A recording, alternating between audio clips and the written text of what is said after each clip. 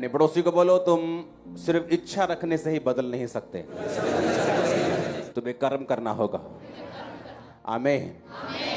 Bible कहती है शाऊल जब शमूएल के पास से गया और शमूएल ने कहा रास्ते में तुझे एक नबियों का दल मिलेगा और जब तू उस दल के साथ मिल जाएगा तो तू भी नबूवत करने लगेगा।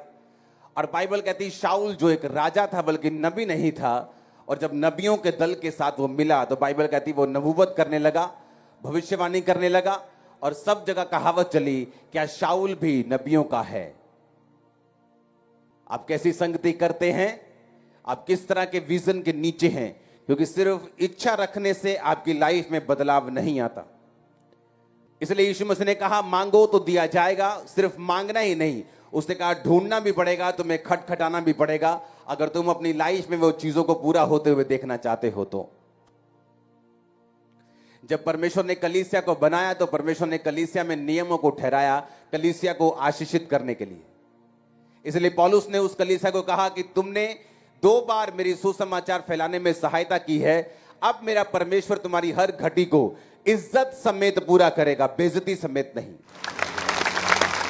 कलीसिया के आशीषित होने का रीजन यह है कि कलीसिया उन कामों में, उन दर्शनों में परमेश्वर का साथ दे और परमेश्वर के दास का और परमेश्वर के विजन का और उसके अगुए के साथ हो जो परमेश्वर ने उसको दिया है।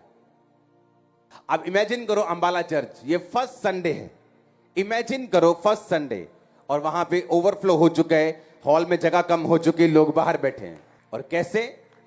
और मैं आपको दावा करता हूं कोई लाखों रुपया भी खर्च ले इतनी बड़ी चर्च वहां पैदा नहीं कर सकता। मैं आपको सच कह रहा हूं, लाखों रुपया खर्च के भी। शैतान क्या चाहता है? शैतान ये चाहता है कि सबसे पहले तो आप मसीह में आए ही ना। अगर आप मसीह में आ चुके हैं, वो ये चाहता है कि कम से कम आपका जो असर हो, आपका जो रिजल्ट हो, वो कम से कम कर दिया जाए। 100 गुना फल ना आए, 60 गुना ना आए, 30 गुना भी ना आए, 30 गुना या आए उससे भी कम आए। शैतान ये चाहता है। वो देख लेता है कि अगर ये बंदा मसीह में आ भी गया तो अब इसके फल को किस तरह से कम करना है। आप सिर्फ इच्छा रखने से ही ना तो अपनी लाइफ में बदलाव देख सकते हैं, ना ही आप परमेश्वर के राज्य में बदलाव देख सकते हैं, ना ही आप वो कर सकते हैं जो परमेश्वर ने आपके लिए सोचा हुआ है। कोई लाखों रुपए खर्च करके भी इतनी बड़ी चर्च वहां नहीं रख सकता। जो जस्ट आई थिंक 10 दिन के अंदर अंदर ये चर्च को स्टार्ट किया, 10 दिन भी ज्यादा होंगे। आई थिंक काम्ब्रा चर्च का ये सबसे बड़ा संडे है लास्ट तक। आई थिंक इसके बाद जगह थोड़ी सी रह जाएगी, पीछे पूरा 1000 फुट कंप्लीट हो जाएगा। लेकिन सुनो मेरी बात, परमेश्वर ने आपको एक खास काम करने के लिए बुलाया है। आप जानते हैं क्यों परमेश्वर आपको ब्लेस कर रहा है, क्यों खामरा चर्च की टेस्टिमनीज, क्यों परमेश्वर आपको हील कर रहा है। बाइबल कहती है गवाहों का एक बड़ा बादल तुमको घेरे हुए है। बाइबल कहती है परमेश्वर ने प्रेरितों के द्वारा चिन्ह और चमत्कार को दिखाकर तुम्हें यह दिखाया कि मैं इस चर्च के साथ हूं, मैं इस दर्शन के साथ हूं, मैं कर रहा हूं सब कामों को। कौन कर रहा है हीलिंग? पवित्र आत्मा। कौन कर रहा है कामों को? पवित्र आत्मा। बाइबल कहती है पवित्र आत्मा निरुत्तर करेगा लोगों को पाप के विषय में, धार्मिकता के विषय में। अब कलीसिया परमेश्वर ने आशीषित होने के लिए बुलाई है, लेकिन कलीसिया आशीषित नहीं हो सकती जब तक वो परमेश्वर के असल मकसद को नहीं समझती। मैंने अमीर लोग देखे हैं क्रिश्चियन, जब उनकी लाइफ में परमेश्वर को बरकत देना शुरू कर देते हैं, उनको फाइनेंशियली बढ़ाना शुरू कर देते हैं, वो क्या करते हैं? वो किसी चर्च के साथ जुड़े नहीं हुए, क्योंकि परमेश्वर का पहला मकसद है रूहों को बचाना। और आप सब लोग ये जानते हैं कि यीशु मसीह, क्रिश्चियनिटी किसी रिलीजन का नाम नहीं है। परमेश्वर आपके धर्म को बदलना नहीं चाहते, वो आपकी लाइफ में इंटरेस्टेड है, आपकी लाइफ को चेंज करना चाहते हैं। और अब परमेश्वर का असल मकसद है रूहों को बचाना, कि आप लोग पापों से तौबा करें और स्वर्ग राज्य में प्रवेश करें। लेकिन मैंने क्या देखा, क्यों आज लोगों की लाइफ में रिजल्ट नहीं? मैंने बहुत से अमीर क्रिश्चियन लोगों को देखा है, जब उनकी लाइफ में बरकत आती है, जब वो फाइनेंशियली स्ट्रांग होना शुरू होते हैं, किसी चर्च के साथ नहीं जुड़ते, अपनी एनजीओ खोल लेते हैं। अपनी एनजीओ खोल के और उसमें विधवा को दान दे रहे हैं, उसमें सब कुछ कर रहे हैं और उनका नाम हो रहा है इस वजह से। और बाइबल का वचन टूट रहा है कि जब तेरा एक हाथ दान दे तो दूसरे हाथ को मालूम नहीं होना चाहिए। आप नहीं जानते कितने हजार परिवार खामरा चर्च से राशन लेते हैं, लेकिन उनकी पिक्चर्स कभी रिलीज नहीं की जाती। तभी कुछ दिखाया जाता है जब किसी सन को, किसी 1200 1500 जो सन्स है चर्च के फॉलो करते हैं, उनको वो दिखाने के लिए कि तुमको भी ये फॉलो करना है, तो वो काम, वो पिक्चर्स इंटरनेट के ऊपर डाली जाती। बाइबल कहती प्रेरितों के पांव के ऊपर लोग पैसों को रखते थे, और प्रेरित जब पैसों को लेते थे तो चर्च से हेल्प होती थी, चर्च से सुसमाचार का काम होता था। मैं आपको बता सकता हूं कि अगर आप लाखों रुपया भी खर्च लें, इतनी बड़ी चर्च पैदा नहीं कर सकते जो खामरा चर्च हजारों रुपए में पैदा करता है। आप 25 लाख लगा के वो काम नहीं कर सकते। अब चर्च इस पोजीशन पे जो 1 लाख लगा के कर सकती, लेकिन लोगों को मालूम नहीं। मैंने लोगों को देखा कि शैतान उनकी लाइफ में जब देखता है कि इसको किस तरह से इसके पैसे को भी कम से कम रिजल्ट में बदला जाए, और मैंने बहुत से लोगों को डिस्ट्रैक्ट देखा है, क्योंकि आपका पहला मकसद, चाहे आप अमीर हो, चाहे गरीब हो, चाहे आप किसी भी पोजीशन पे हो, आप एक ऐसे विजन के साथ जुड़े होने चाहिए जो रूहों को बचाने का काम कर रहा है, क्योंकि यही आपकी ब्लेसिंग का सोता होगा, यही आपकी ब्लेसिंग का मेन कारण होगा। जब परमेश्वर आपको एक ऐसे दर्शन के साथ जुड़ा हुआ देखेगा जो रूहों को बचाने के लिए काम कर रहा है। आमीन। इसलिए परमेश्वर आपको आशीषित कर रहे हैं, इसलिए आप वो टेस्टिमनी सुन रहे हैं। आप रेगुलरली ऐसी टेस्टिमनीज नहीं सुनते। लोग बोलते हैं यहां टेस्टिमनी जो हम सुनते हैं हमने कभी नहीं सुनी, हमने ऐसे रसौलियां बाहर आते हुए, कैंसर निकलते हुए, गिरते हुए कभी नहीं देखे, ये व्हीलचेयर ऐसे आम तरीके से उठते हमने कभी नहीं देखा, क्योंकि मकसद रूहों को बचाना है। हालेलुया। वो आपको इसीलिए ब्लेस कर रहा है और इसीलिए आपको चंगा कर रहा है, क्योंकि आप परमेश्वर के विजन में और दर्शन में जुड़े हुए हैं। जब खामरा चर्च में जब कॉलेज की शुरुआत की गई, सोफिया कॉलेज की, तो लोग बोले अब खामरा चर्च इधर को चल पड़ी है, अब ये क्या बोलते हैं प्रोफेशनल, उसमें और क्या बोलते हैं, एक और वर्ड को बोलते हैं, याद भूल गया, कि वो इधर को अब चल पड़े। आज 3 दिन पहले मुझे न्यूज आई कि उस कॉलेज में से एक लड़के की नियुक्ति हुई, एक्साइज डिपार्टमेंट में वो अफसर में वो भर्ती हो गया। उस कॉलेज से निकलकर एक बड़े जगह पे वो पहुंच गया, सोफिया कॉलेज का पढ़ा हुआ लड़का। और तब लोगों को मालूम होता है अच्छा, उस कॉलेज का मकसद पैसा कमाना नहीं था, फ्री पढ़ाना था, ताकि आप लोग, आपके बच्चे सिर्फ 12वीं तक सीमित ना रहें, वो आगे बढ़ें, वो आईएएस बने, वो आईपीएस बने, वो अफसर बने, वो इंस्पेक्टर बने, वो आगे बढ़े, और आज वो हो रहे हैं। और जिन लोगों ने उस दर्शन में हिस्सा डाला, परमेश्वर उनको बरकत देता जा रहा है। हालेलुया। क्योंकि ये अगर परमेश्वर ने आपको विजन दिया, दर्शन दिया, अगर उसने मुझे दर्शन दिया, तो वो उन लोगों को ब्लेस करेगा जो उस दर्शन में उसके साथ खड़े हैं। चाहे वो रूहें बचाने का हो, चाहे वो आपको ऊंची पदवियों पर लेके जाने का हो। और एक भी दर्शन ऐसा नहीं जो आपने मेरे लिए देखा हो, आपने खुदा के किंगडम के लिए देखा और आपने उसमें बोया, आपने पार्टिसिपेट किया, आप रोज प्रार्थना करने के लिए आ रहे हैं। आपकी लाइफ सेम नहीं होगी, आप बेस्ट जगहों के ऊपर होंगे। आमीन ऊंचे वाला चाहिए चर्च। मैंने कहा आमीन ऊंचे वाला चाहिए चर्च। और यही परमेश्वर का मकसद है, इसलिए उसने जान दी, वो क्रूस पे मारा गया, गाड़ा गया और जी उठा। और उसने क्या कहा, जाओ और तुम अब सुसमाचार सुनाओ, सब जातियों के लोगों को चेला बनाओ, सब बातें मानना सिखाओ जो शुरू से लेकर अंत तक मैंने तुम्हें मानना सिखाई हैं। और इसलिए आप बरकत पा रहे हैं। इसलिए उसने कहा जो सेवा करेगा मेरा पिता उसका आदर करेगा। इसलिए आज आप आदर को पा रहे हैं। अगर नहीं पा रहे, आप पाएंगे, दुगना पाएंगे, 10 गुना पाएंगे यीशु के नाम। कलीसिया के बरकत लेने का एक ही रीजन है, परमेश्वर ने आपको सिर्फ चंगा करने के लिए चर्च में नहीं भेजा। परमेश्वर ने आपको एक मन होकर, एक चित्त होकर आपको उस दर्शन के साथ खड़े होने के लिए भेजा है, ताकि परमेश्वर उस दर्शन के जरिए वो आपको ब्लेस कर सके। बाइबल कहती है शैतान की जो रोटी है वो पाप है। वो आपकी लाइफ में काम नहीं कर सकता जब तक आप उसको रोटी ना खिलाएं, उसको तगड़ा ना करें, जब तक आप पाप ना करें। पाप को वो कांटेक्ट पॉइंट बना के आपकी लाइफ में प्रवेश करता है, और जब वो प्रवेश करता है फिर वो काम करता है। बाइबल कहती वो तरस नहीं खाता, वो मारने के लिए, घात करने के लिए और नष्ट करने के लिए आया। और इसीलिए परमेश्वर भी आपकी लाइफ को जो ब्लेस करना चाहते हैं, वो भी कांटेक्ट पॉइंट को ढूंढते हैं।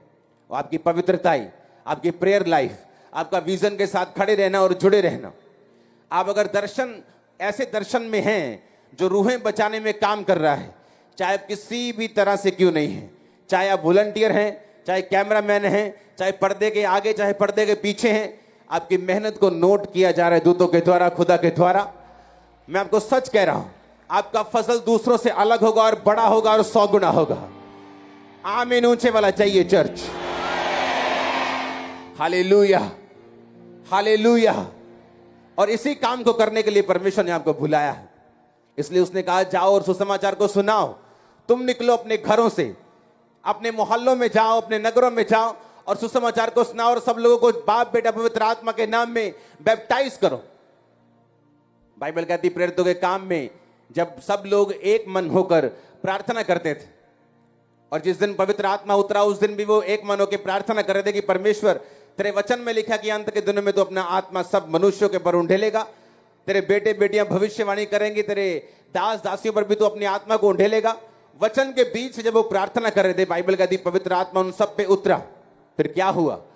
हर पूरी कलीसिया, खाना बनाने से लेके, प्रचार करने वाले से लेके, सफाई करने वाले से लेके, वो सुसमाचार का काम करने लगे। और इसीलिए बाइबल कहती उनमें से एक भी दरिद्र नहीं था। कोई अपनी प्रॉपर्टी अपनी नहीं समझता था। जितनी जरूरत होती थी लोग अपनी ऑफरिंग को लाते थे, अपनी प्रॉपर्टीज को बोते थे, और बाइबल कहती एक भी दरिद्र नहीं था। क्यों? क्योंकि जैसे जैसे वो बोते जाते थे, काम बढ़ता जाता था, सेवकाई बढ़ती थी, रूहें बचती थी, और परमेश्वर उनको भी ब्लेस करता था। और यही रीजन था कि उस कलीसिया में कोई भी दरिद्र नहीं था। कारण यह था कि आप परमेश्वर को हरा नहीं सकते। बाइबल कहती है दाऊद जब परमेश्वर के भवन को बनाने लगा तो उसने अपनी जिंदगी का सबसे बड़ा बीज बोया। अपना सारा पर्सनल सोना उसने परमेश्वर को दे दिया। राजा के जमाने में भी ऐसा होता था। राजा के अपनी पर्सनल जमीनें होती थी, अपनी पर्सनल खेती होती थी, राजा का अपने पर्सनल बिजनेस होते थे। एक तो वो पूरी स्टेट को, पूरे देश को चलाता था, एक उसके पर्सनल इनकम भी होती थी, तो राजा सबसे अमीर होता था। आज भी दुनिया में ऐसे राजे हैं जिनकी पर्सनल इनकम हजारों करोड़ों में है। और बाइबल कहती है दाऊद ने अपनी पर्सनल इनकम को, जो परमेश्वर का भवन शुरू हुआ, उसने बोया। हुआ क्या? जब उसका बेटा बड़ा हुआ, जब सुलेमान राजा बना, उसने प्रभु से बुद्धि मांगी, उसमें भी बोने वाला आत्मा था। अपने पिता का वो फॉलो करता था। बाइबल कहती है जब वो परमेश्वर के भवन की ओर जा रहा था तो उसने हजारों भेड़ों को चढ़ाया। परमेश्वर उसकी भेंट से प्रसन्न हुआ था। उसकी भेंट को देखकर परमेश्वर ने उसको विजन दिया था। आपकी भेंट, आपका दिल का खोलना, चाहे वो पैसों के लिए हो, चाहे वो परमेश्वर के घर के लिए हो, चाहे वो सेवा में आने के लिए हो, चाहे वो खुदाबंद को टाइम देने के लिए हो, जब परमेश्वर आपके हार्ट को ओपन देखता है, वो आपको दर्शन में बात करता है, वो आपको छुटकारा देता है, वो आपको अपलिफ्ट करता है, वो आपको आगे बढ़ाता है। जो नहीं हुआ आपकी लाइफ में होता है। और वैसा ही हुआ सुलेमान की लाइफ में। रात को उसको सपना आता है, परमेश्वर बोलते तुझे क्या चाहिए? मैं तेरे कामों से खुश हूं, तुझे क्या चाहिए? उसने कहा परमेश्वर मुझे बुद्धि का वरदान दे। और परमेश्वर ने कहा मैं तुझे बुद्धि भी देता हूं, लेकिन तुझे पैसा भी इतना दूंगा, ऐश्वर्य भी इतना दूंगा, जो आज के बाद ना तो किसी को आज से पहले था, ना आज के बाद होगा। बाइबल कहती है कि परमेश्वर कहता तो मुझे हरा नहीं सकता। अगर दाऊद ने बोया, सुलेमान ने उसको काटा। आपकी मेहनत आपके बच्चे काटेंगे, आप देखेंगे। आपके बच्चे इतने ग्रेट होंगे, आपके पूरे खानदान ने नहीं देखे होंगे। मैं आपको सच कह रहा हूं। आपका आमीन ऊंचे वाला चाहिए चर्च। जो परमेश्वर आपके लिए सोच के बैठा हुआ है, जो उसके दिमाग में आपके लिए है, वो ग्रेटनेस है, वो महानता है, वो ऊपर की कुर्सियां हैं, वो ग्रेट लाइफ है जो उसने आप और आपके परिवार के लिए सोची हुई है। आपको उसके विजन में रूहें बचाने के जो मेन दर्शन है उसमें चलते जाना है। आमीन। बाइबल कहती है मूसा जब पहाड़ से उतरा तो उसके चेहरों से किरणें निकल रही थी। मूसा के चेहरे से जब किरणें निकल रही थी तो इजरायली लोग उसके चेहरे को देख नहीं पा रहे थे। तो मूसा ने अपने चेहरे को ढक लिया और पर्दा कर लिया ताकि इजरायली लोग उसके चेहरे को देख सकें। और बाइबल कहती है मूसा इस बात को नहीं जानता था कि उसके चेहरे से किरणें निकल रही हैं। आप जब परमेश्वर के सामने अपनी लाइफ को समर्पित करते हैं, चाहे अपने बच्चों को सेवकाई में भेजते हैं, चाहे आप पैसों के साथ सेवकाई करते हैं, चाहे आप रोज प्रार्थना करने के लिए आते हैं, चाहे आप चर्च के लिए फास्टिंग कर रहे हैं, प्रार्थना कर रहे हैं, चाहे आप सुसमाचार सुनाने के लिए जा रहे हैं, आप जब किसी भी तरह से सेवकाई करते हैं तो ये इस बात का प्रमाण है कि आप अपनी साइट में, आप अपनी निगाह में अपनी वैल्यू खो चुके हैं और आप अपने लिए मर चुके हैं, आप क्रूस उठा चुके हैं। जिस तरह जीसस ने कहा था, जो अपना क्रूस डेली नहीं उठाएगा, रोज अपना क्रूस उठा के मेरे पीछे नहीं चलेगा, वो मेरे योग्य नहीं है। जब आप बोते हैं, इसका मतलब आप सैक्रिफिशियल बो रहे हैं। आपको मालूम है मुझे इस पैसे की जरूरत है, लेकिन मैं खुदा के काम के लिए बो रहा हूं। आपको मालूम है मेरा टाइम बड़ा इंपॉर्टेंट है, लेकिन मैं सुसमाचार के लिए जा रहा हूं। आपको मालूम है जब मैं सुसमाचार सुनाने के लिए जाऊंगा तो लोग मुझे बुरा भी कहेंगे, लोग गाली भी देंगे, लोग बुरा भी कहेंगे, लोग कुछ भी कर सकते हैं, मार भी सकते हैं, पीट भी सकते हैं, तो भी आप जाते हैं, क्योंकि आप अपनी निगाह में मर चुके हैं और आपको नहीं पता आपके चेहरों से किरणें निकल रही हैं, आप प्रकाश से भर रहे हैं, आपके बच्चे लाइट से भर रहे हैं, आप सेम नहीं जा रहे। यीशु मसीह के नाम में आमीन ऊंचा चाहिए चर्च। ये सबूत है कि आप अपनी सेल्फ खो चुके हैं। जिस तरह जीसस ने कहा था, जो कोई रोज अपना क्रूस नहीं उठाएगा और मेरे पीछे नहीं चलेगा, वो मेरे योग्य नहीं होगा। रोज क्रूस उठाने का मतलब है अपनी निगाहों में अपने लिए मर जाना। आप नहीं बोल सकते अगर अपनी निगाहों में आप मरे हुए नहीं है तो। आप नहीं सेवा कर सकते अगर आप अपने लिए मरे हुए नहीं है तो। आप नहीं कर सकते।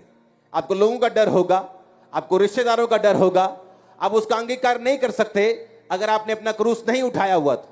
लेकिन बाइबल कहती है, जब भी कोई व्यक्ति क्रूस उठाता है, परमेश्वर अपने चेहरे का प्रकाश उसके चेहरे के ऊपर चमकाता है। वो सेम नहीं रहता, उसकी लाइफ सेम नहीं रहती, उसके बच्चे सेम नहीं रहते, फाइनेंस सेम नहीं रहता।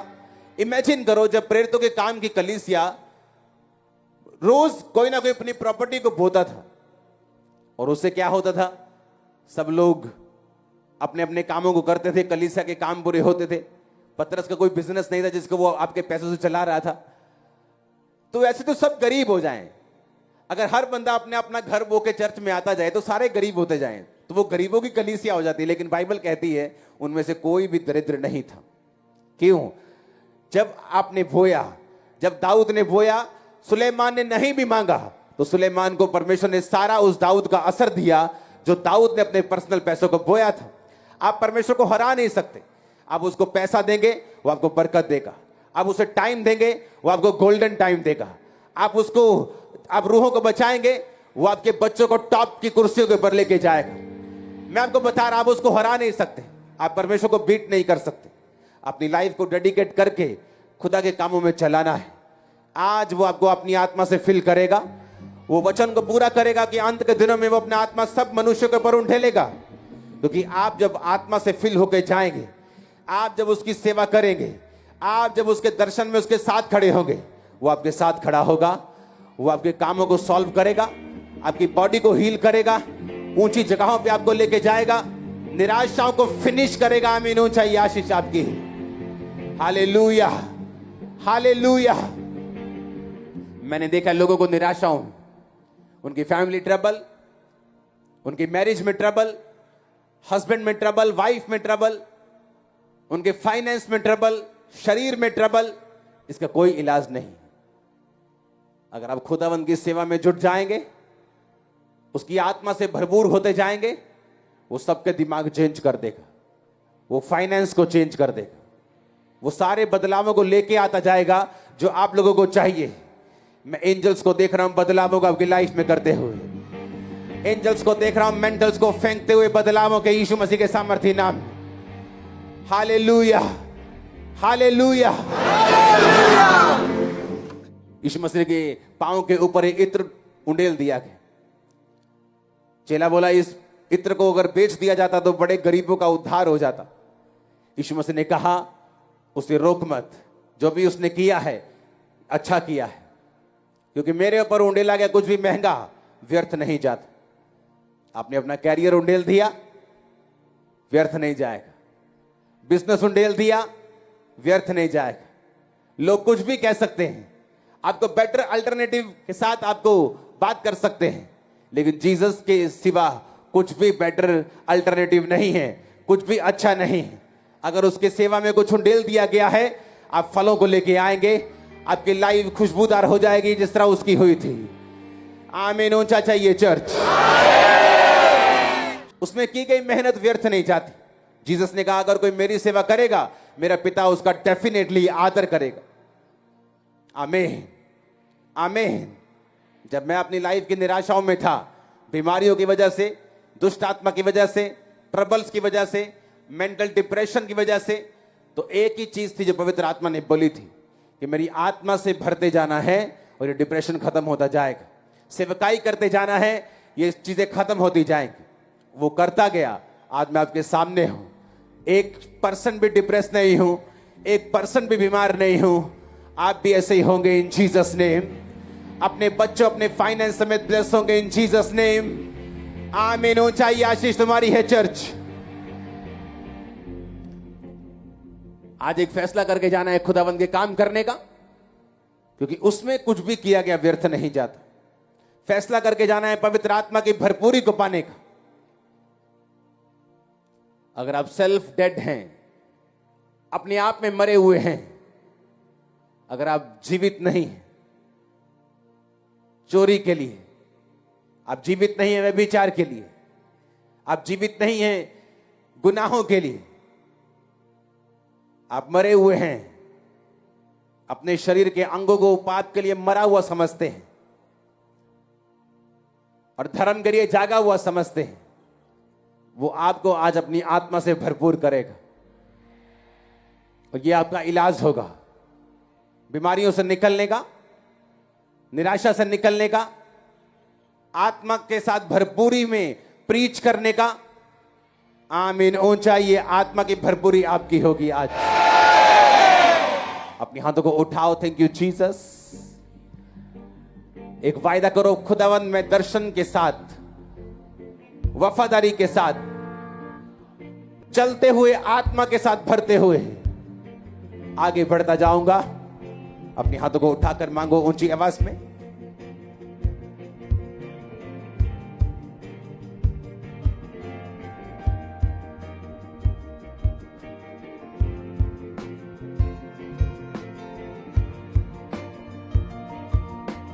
अपने हाथों को उठाओ, सब जन खड़े हो जाओ।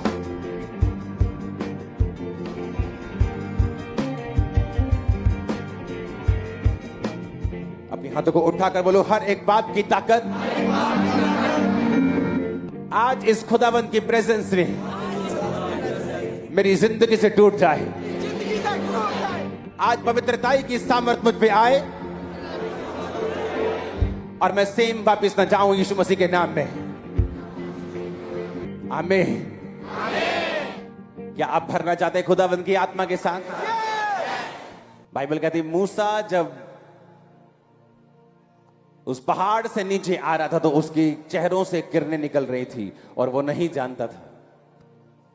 अगर आप सेल्फ में डेड नहीं हैं और आपका शरीर अभी भी, अगर आप मैरिड नहीं हैं, आपका शरीर अगर अभी भी सेक्स के लिए जीवित है, तो आप इस मसीह के हकदार नहीं हैं। आप सेल्फ सेक्स में फंसे हुए हैं, आप इस मसीह के हकदार नहीं हैं। उस फोन को तोड़ दो जो तुम्हारी आत्मा को तोड़ रहा है। अगर तुम्हें मालूम है, तुम जब तुम फोन उठाते हो, तुम पिक्चर देखना शुरू करते हो गंदी, ब्रेक कर दो ना उस फोन को। आज तोड़ के जाना खामरा चर्च में उस फोन को, क्योंकि आज यीशु की सामर्थ तुम पे आ रही है चर्च, इन जीसस ने। अगर तुम सेल्फ में मरने के लिए तैयार हो, वो तुम्हें पूरी दुनिया में लेके जाने के लिए तैयार है। क्योंकि ये मसा उन लोगों के लिए नहीं है जो अपने शरीर में जीवित हैं, जो मरे हुए हैं। ये किरणें उन लोगों के लिए है। और मेरी प्रेयर है आज कि आपकी वो हर चीज टूट जाए जो आपको पाप की ओर लेके जाती है। वो आपके बच्चों के लाइफ में गलत संगति हो, वो दोस्त हो, वो उनकी सहेलियां हो। आज होली गोस्ट फायर उन पे आए और वो बेचैन होके भाग जाए आपके बच्चों की लाइफ से। वो कोई भी कनेक्शन हो, आपके फोन से हो, आपकी लाइफ से कहीं से भी हो, आज हर वो कनेक्शन आज इस जून की मीटिंग में जो फायर से भरी है, वो कनेक्शन फायर के साथ जले और नाश हो जाए इन जीसस ने। आज परमेश्वर का आत्मा आपको अपनी ओर खींचे, हर एक डाउट आपकी लाइफ से फिनिश हो जाए।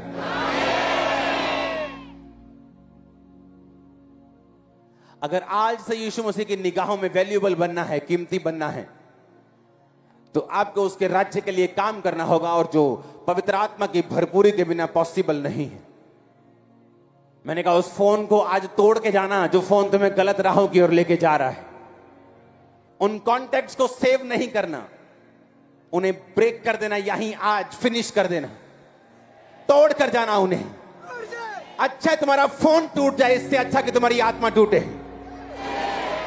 क्योंकि स्वर्ग में तुम रोगे ये सोचकर कि क्यों मैंने अपना फोन नहीं तोड़ा, अपनी आत्मा को तोड़ लिया और वो काम नहीं कर सका। क्योंकि यीशु मसीह ने एक दिन सबको स्वर्ग में लेके जाना है, चाहे पापी हो चाहे धर्मी हो, एक बार उसको दिखाना जरूर है स्वर्ग ऐसा है। और फिर जीसस बोलेंगे चलो खब्बे हाथ नरक में, अच्छे लोगों को बोलेंगे चलो सच्चे हाथ स्वर्ग में। स्वर्ग एक दिन सबको लेके जाना है, पापी को भी स्वर्ग लेके जाना है, ताकि उसे पता हो वो क्या मिस कर रहा है। अच्छा है मैंने कहा तुम्हारा फोन टूट जाए, इससे अच्छा कि तुम्हारी स्पिरिट टूटे। वो तुम्हारे लैपटॉप टूट जाए, वो तुम्हारे आईपैड टूट जाए, इससे अच्छा कि तुम्हारी स्पिरिट टूटे। वो नुकसान नहीं होगा, वो फायदा होगा। अगर तुम उसकी आत्मा से भरने के लिए तैयार नहीं हो, जेन्युइनली उसको मांगने के लिए तैयार नहीं हो, अपने घुटनों पर आकर अपने खड़े होकर चिल्लाने के लिए खुदावंद मुझे तेरा आत्मा चाहिए, बाकी सब बाद में चाहिए। मेरे सालों की प्रेयर थी आंसुओं के साथ, खुदावंद मुझे हील कर, मुझे हील कर, तू क्यों मुझे चंगा नहीं करता। मैं इतनी प्रार्थना करता हूं, रोजे रखता हूं, तेरी क्रूसेड करवाता हूं। और एक इमोशनल एक ट्रबल था, क्योंकि मैं मेंटली अपसेट भी था अपनी लाइफ में। तो वो ऐसा एक पीरियड था जो मैं नहीं चाहता कि आपके दुश्मन की लाइफ पर भी आए।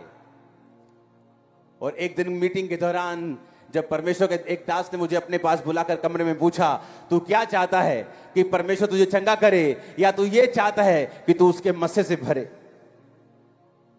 मुझे अंदर से आवाज आई मस्से से भरना है।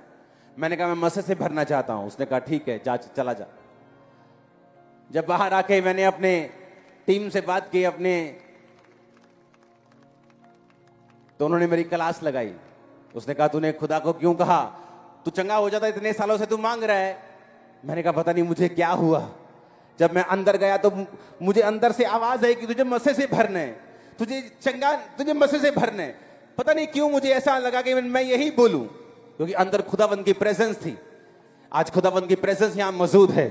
आपको क्या चाहिए, मसा चाहिए कि अपनी आशीष चाहिए कि बरकतें चाहिए? अगर तुम मसा चाहिए तुम मेरे जैसे मसा भी पाओगे और बरकतें मेरी ऐसी पाओगे, मुझसे भी उत्तम पाओगे। और आमीन ऊंचे वाला चाहिए चर्च। मैं बाहर आकर पछताया बहुत। मैंने कहा ये मैंने क्या बोल दिया, क्योंकि उन दोस्तों ने मुझे बहका दिया कि तूने गलत मांग लिया। खुदा ने कहा तो था तो मांग लेता तू। काश मैंने हाँ वो मांग लिया होता तो, क्योंकि उसके कई साल बाद मेरी हीलिंग नहीं हुई। तो मैं पछताता था कि खुदा ने जब मुझसे पूछा तो मैंने क्यों नहीं मांगा। अगर हीलिंग होती तो मैं आगे तो बढ़ ही जाता। लेकिन उन दिनों में जब मैंने परमेश्वर से मसा मांगा और जब मसा उतरा, वो मसा ऐसा था जो मैंने कभी नहीं देखा था, किसी की लाइफ में नहीं देखा था। वो मसा उतरता गया और मैं आगे बढ़ता गया और उन जगहों पे पहुंचा जहां लोग पहुंचने की इच्छा रखते हैं 100 साल में 60 साल में नहीं पहुंचते। मैं 6 साल में पहुंचा और जब पहुंच गया तो हीलिंग भी मेरे पास थी, डिलीवरेंस भी मेरे पास थी, चंगाई भी मेरे पास थी, दुनिया की किसी चीज की कमी नहीं थी। इसलिए मैंने कहा तोड़ दो आज उस फोन को जो आपको पॉर्न पिक्चर्स की ओर लेके जाता है। तोड़ दो आज उन कॉन्टेक्ट्स को जो आपको पाप की ओर लेके जाते हैं। हेवन आपका आदर करेगा, हेवन स्वर्ग आपका आदर करेगा। मैंने कहा वो आपके बंधनों को तोड़ेगा, बेइज्जतियों को तोड़ेगा, निरादर को तोड़ेगा, गरीबी के श्राप को तोड़ेगा। वो आपको आत्मा से फिल करेगा in the mighty name of Jesus.